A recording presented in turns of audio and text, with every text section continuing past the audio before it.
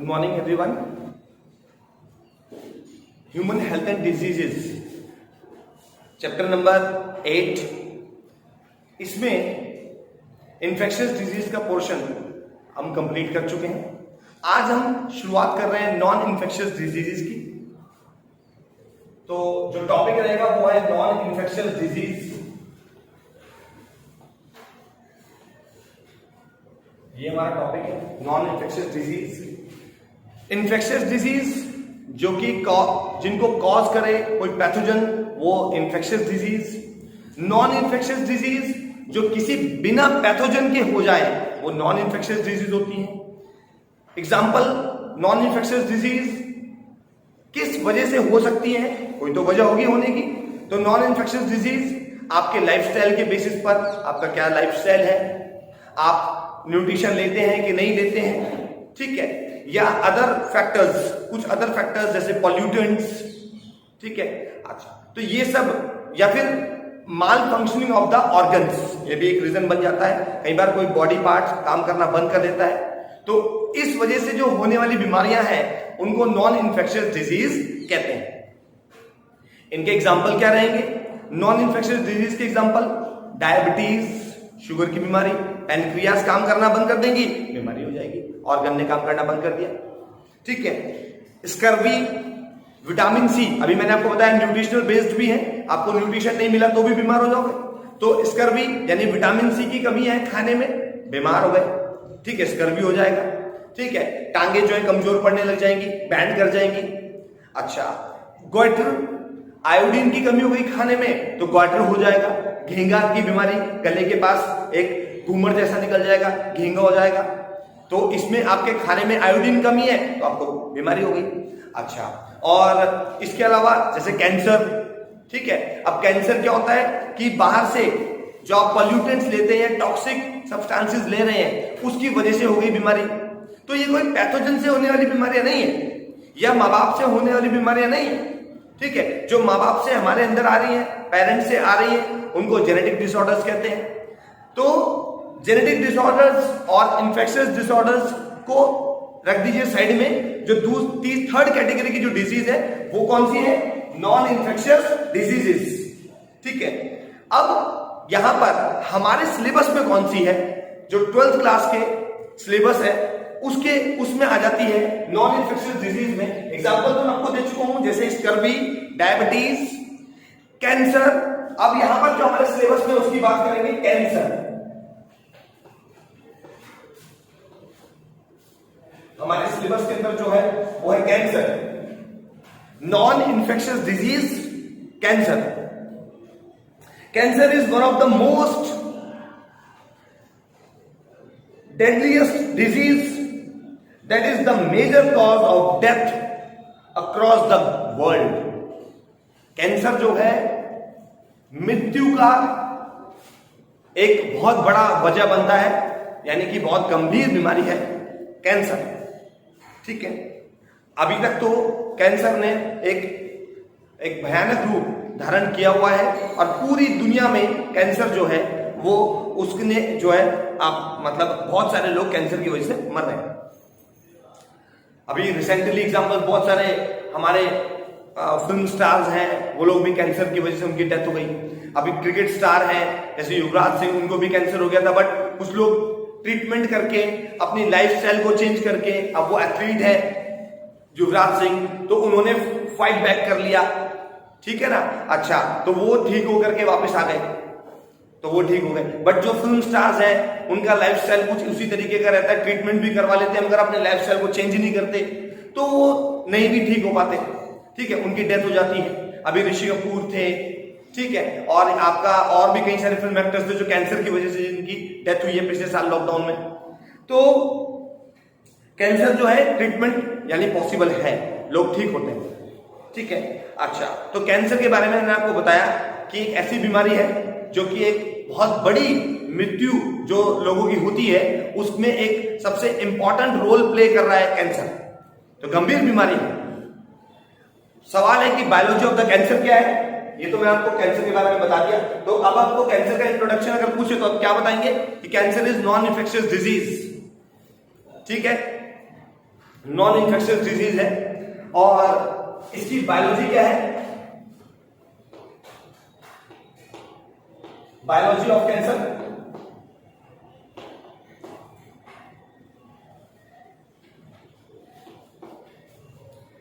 देखिए लिख पाना तो पॉसिबल नहीं हो पाएगा, मैं बोलता हूं। जो नॉर्मल सेल्स होते हैं, ठीक है, वो सेल की ग्रोथ करते हैं। नॉर्मल सेल्स क्या करते हैं? सेल की ग्रोथ करते हैं। नॉर्मल सेल है, सेल अपने आप को डिवाइड करेगा, ग्रोथ करेगा, ठीक है, अच्छा, और अपने आप को डिफरेंशिएट करता है। Is highly controlled and regulated. ये जो फिनोमिना है वो कंट्रोल्ड मैनर में और रेगुलेटेड मैनर में होता है, ठीक है। यानी कि normal cells, cell growth and differentiation is highly controlled and regulated. Normal cells shows a property called, क्या कहते हैं उस प्रॉपर्टी को? प्रॉपर्टी कॉल्ड, नॉर्मल सेल्स एक प्रॉपर्टी शो करते हैं, उस प्रॉपर्टी को कहते हैं कॉन्टैक्ट इनहिबिशन।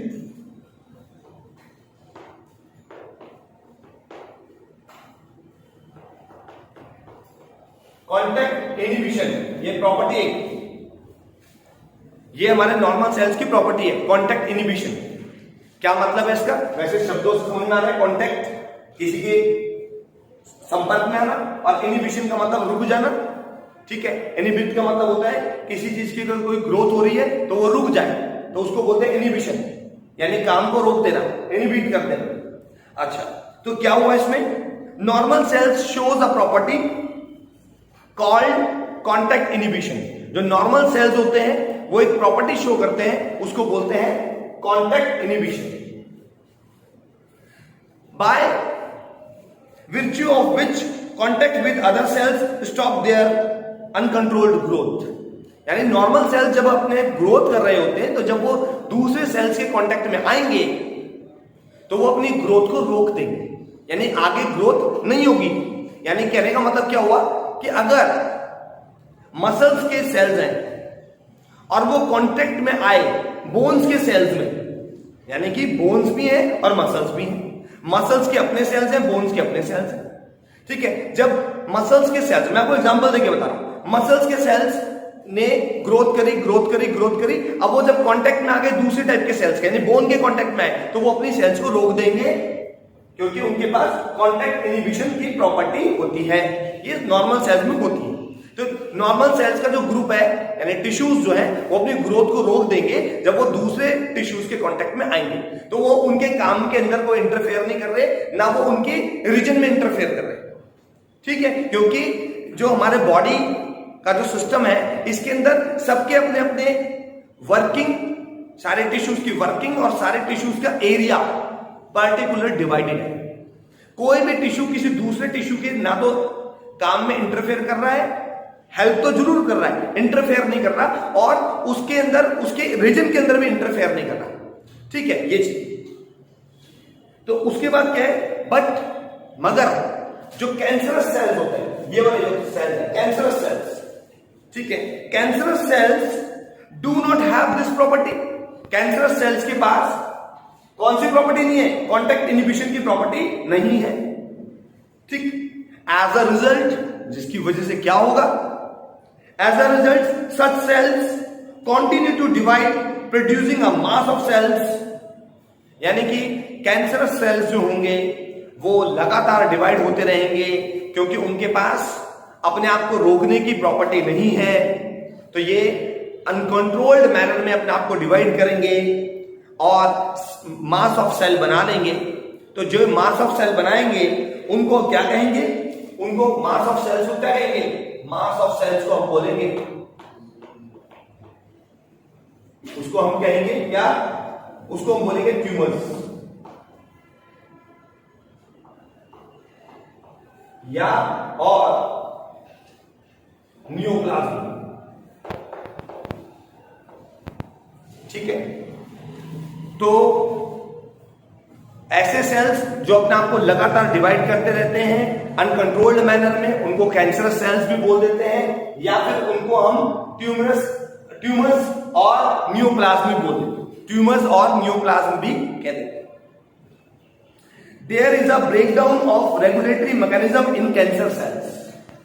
ठीक है, यानी कि इनका जो रेगुलेटरी मैकेनिज्म है वो क्या हो गया, ब्रेकडाउन हो गया, यानी कि खराब हो गया। अब वो रेगुलेट नहीं करेंगे। जैसे पंखा है, ठीक है, पंखे में आप रेगुलेटर लगा देते हो, रेगुलेटर लगाने से क्या होता है, अभी जैसे मान लेते हैं अभी गर्मियां आ रही है, जैसे गर्मी होती है तो आप पंखे को पूरे फुल पे चलाते हो, ठीक है, और अगर आप बिना रेगुलेटर के चलाओगे तो वो फुल पे ही चलेगा बाय डिफॉल्ट। बट अगर आप चाहते हैं कि भैया थोड़ा टेम्परेचर डाउन आ रहा है, ठंडा हो गया मौसम, तो थोड़ा टेम्परेचर आप पंखे को कंट्रोल में कर दीजिए, आप उसको कंट्रोल कर सकते हैं, तो आप रेगुलेट कर लेते हो। सेम फिनोमेना एसी के अंदर आप रिमोट के थ्रू कंट्रोल कर लेते हैं, ठीक है। तो इनके पास वो जो डिवाइडिंग का जो रेगुलेटरी फिनोमेना है वो इनका ब्रेकडाउन है, यानी कि नहीं काम करते। तो इसका मतलब क्या हुआ कि कैंसर किस वजह से हो रहा है, कैंसर का जो है रीजन है ट्यूमर्स, यानी वो सेल्स जो अपने आप को डिवाइड करना भूल जाते हैं, यानी डिवाइड करना छोड़ देते हैं, ठीक है ना, यानी अनकंट्रोल्ड मैनर में अपने आप को, डिवाइड के बाद रोकना भूल जाते हैं, डिवाइड के बाद अपने आप को रोकना भूल जाते हैं, यानी अनकंट्रोल्ड मैनर में अपने आप को डिवाइड करते रहते हैं। उसके बाद आ जाते हैं ट्यूमर्स। अब ये कितने प्रकार के सेल्स होते हैं, ट्यूमर सेल्स, यानी कैंसरस सेल्स कितने प्रकार के होते हैं, तो ट्यूमर्स, अब बात करते हैं ट्यूमर्स की।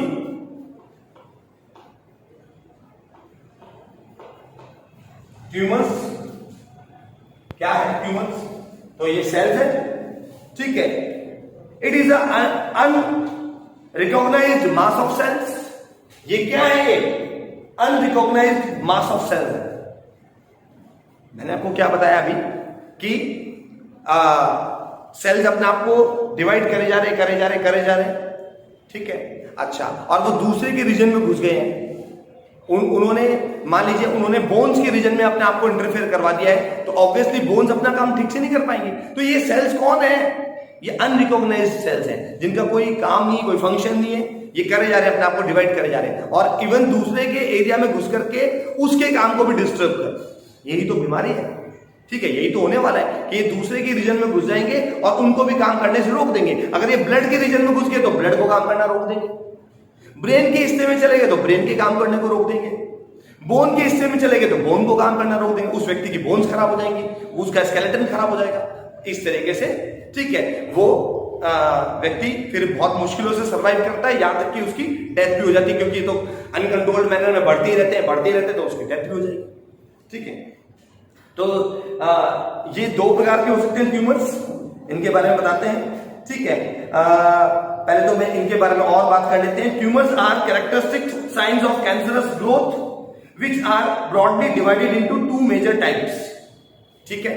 यानी कि जो ट्यूमर्स है वो क्या है, ये कैंसरस ग्रोथ दिखाते हैं, कैंसरस ग्रोथ। अभी मैंने बताया इसके बारे में आपको कि ये अनकंट्रोल्ड मैनर में ग्रोथ करते रहेंगे। ये दो प्रकार के हैं ट्यूमर्स, दो प्रकार के हैं, ठीक है। बेनिन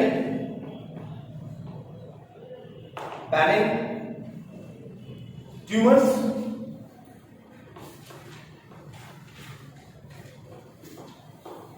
नंबर 1, और नंबर टू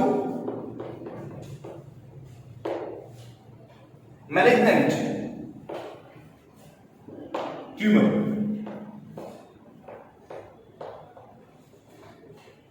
तो there are two types of tumor cells. First is benign tumor cells, second one is malignant tumor cells. तो सबसे पहले डिफाइन करते हैं benign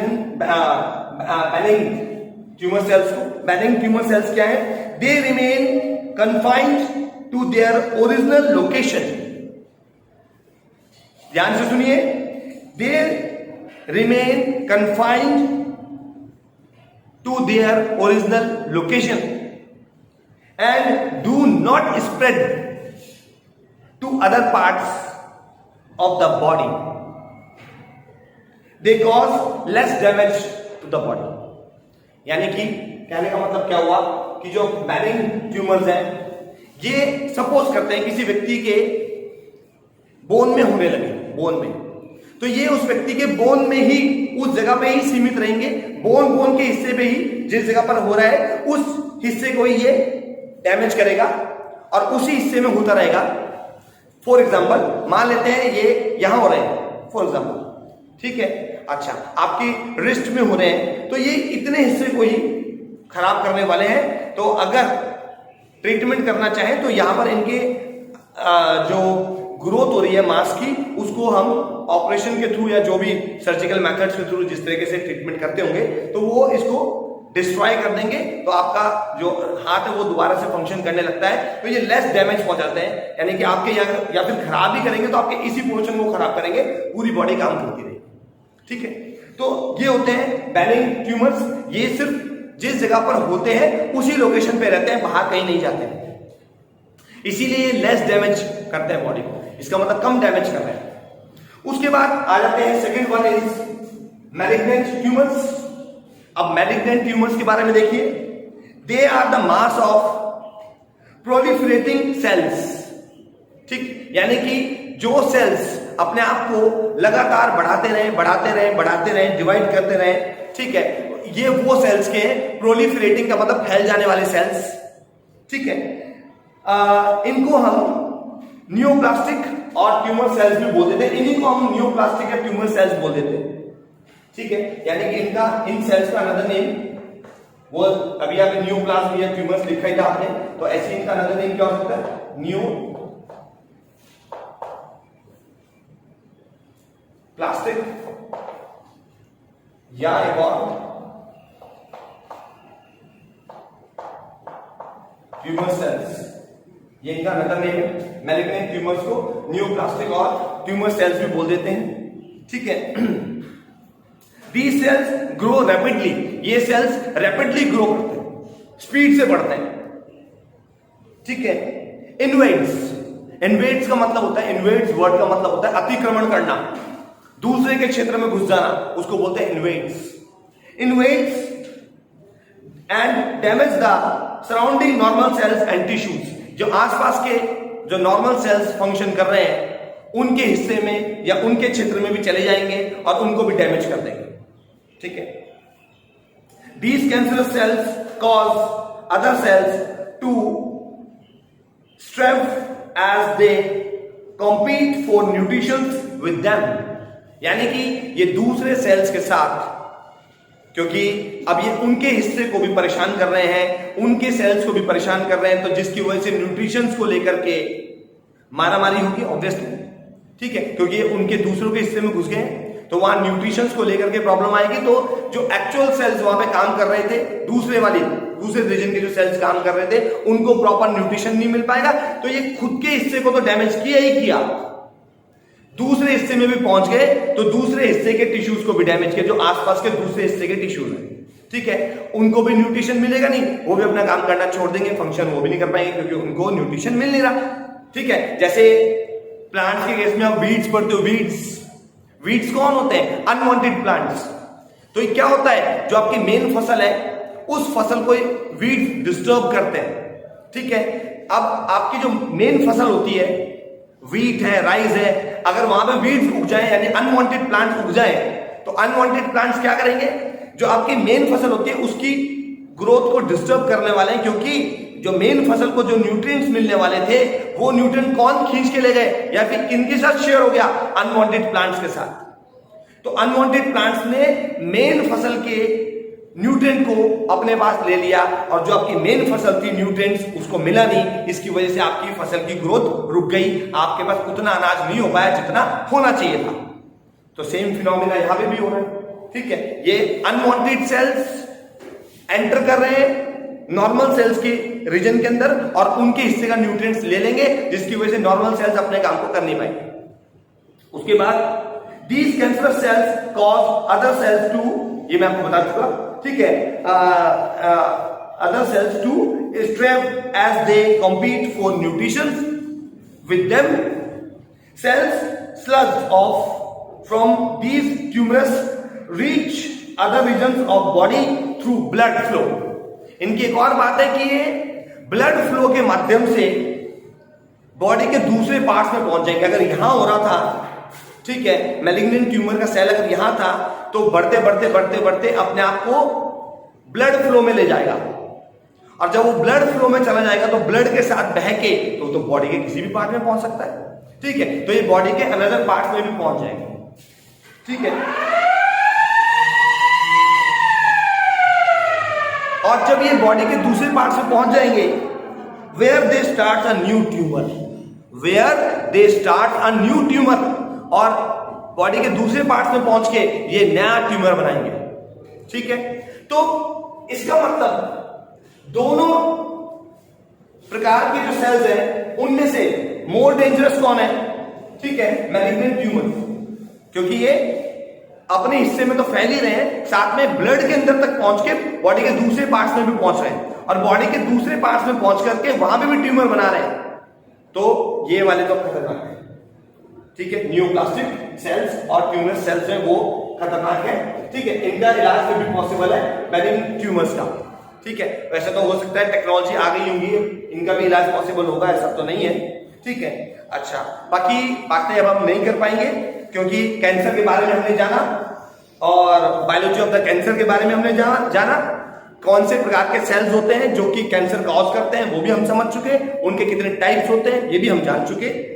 बाकी का जो पोर्शन है वो हम कैंसर पार्ट 2 में बनाएंगे, वीडियो कैंसर पार्ट 2, उसके बारे में हम लोग बाकी आने वाली वीडियोस में बात करेंगे। Thank you very much.